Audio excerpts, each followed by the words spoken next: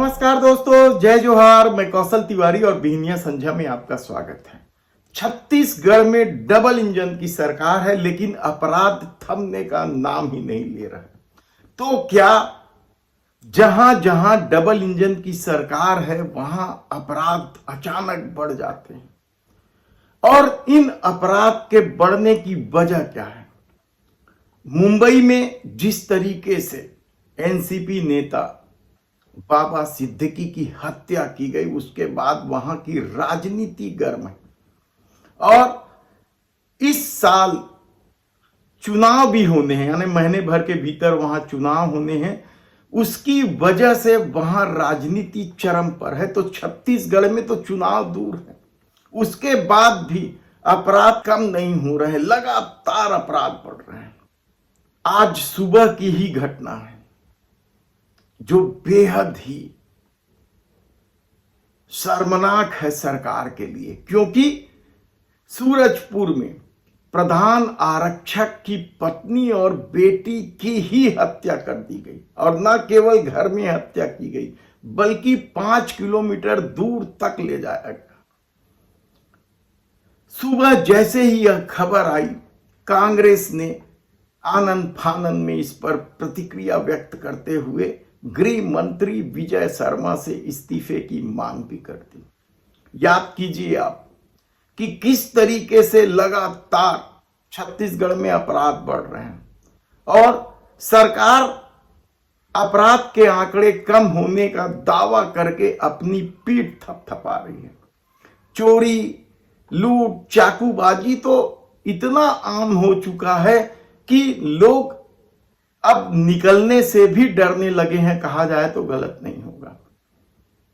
याद कीजिए आपकी किस तरीके से सरगुजा क्षेत्र के ही एक अधिकारी को लेकर आया ड्राइवर की मेरिन ड्राइव रायपुर में हत्या कर दी गई थी और मोबाइल छीना झपटी के नाम पर। यानी किस तरीके से अपराध बढ़ रहे हैं। इस मामले में सूरजपुर में हुई हत्या को लेकर कांग्रेस प्रवक्ता सुशील आनंद शुक्ला ने क्या कहा, पहले सुन लीजिए। सरगुजा में मां बेटी की नृशंस हत्या, पुलिस के हवलदार के पत्नी और उसकी पुत्री की नृशंस हत्या इस राज्य की कानून व्यवस्था को पोल खोल रही है। लगातार प्रदेश में आदमी गाजर मूली की तरह काटे जा रहे हैं। सरगुजा से लेकर बस्तर तक, कवर्धा, राजधानी रायपुर, हर जगह रोज हत्याएं हो रही हैं। विपक्ष कानून व्यवस्था को लेकर मुखर है, उसके बाद भी सरकार कुंभकर्णी निद्रा में सोई हुई है। आखिर कितनी हत्याओं के बाद, कितने लोगों के बलि लेने के बाद सरकार को कानून व्यवस्था की सूझ आएगी? लगातार बढ़ते अपराध और सत्ता के दावे के बीच क्या इसकी बड़ी वजह ट्रांसफर उद्योग भी है, या फिर हिंदुत्व के नाम पर जिन अपराधियों को संरक्षण दिया गया, क्या अपराध बढ़ने की यह भी बड़ी वजह है? क्योंकि लोहारी डी से लेकर जितने भी मामले सामने आ रहे हैं, लगभग इसी तरह के मामले सामने आ रहे हैं। कहीं राजनीतिक दलों का संरक्षण है तो कहीं सत्ता का संरक्षण। और कहा जा रहा है कि जब से डबल इंजन की सरकार बनी है, तब से झारखंड प्रदेश से आवाजाही भी बढ़ गई। झारखंड कभी बिहार का एक पार्ट हुआ करता था। हम यह नहीं कह रहे हैं कि झारखंड से आने वाले सभी लोग अपराधी हैं, लेकिन जिस तरीके से नशे का मामला भी सामने आ रहा है, वह भी कम चौंकाने वाला नहीं। कहा तो यहां तक जा रहा है कि भूपेश बघेल की सरकार बदलने के बाद शराब को लेकर जिस तरीके का खेल भूपेश सरकार में हो रहा था, वही खेल अब भी हो रहा है, केवल चेहरे बदले हैं।